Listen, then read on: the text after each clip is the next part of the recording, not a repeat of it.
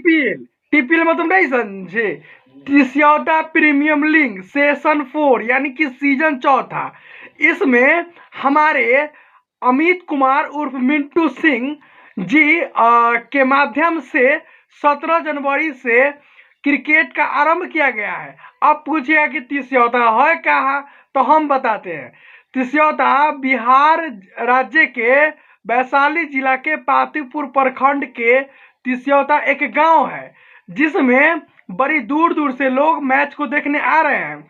और इस बात के पता चलते हुए हमारे शिवेश मिश्रा लोक गायक वो भी कुछ बता के गए हैं, उनका बात सुन। नमस्ते, प्रणाम। हम शिवेश मिश्रा लोग गायक आप सभी को प्रणाम करते हैं। बहुत खुशी की बात है कि तिस्यौता प्रीमियर लीग सीजन 4 का उद्घाटन मैच 17 जनवरी को होने जा रहा है।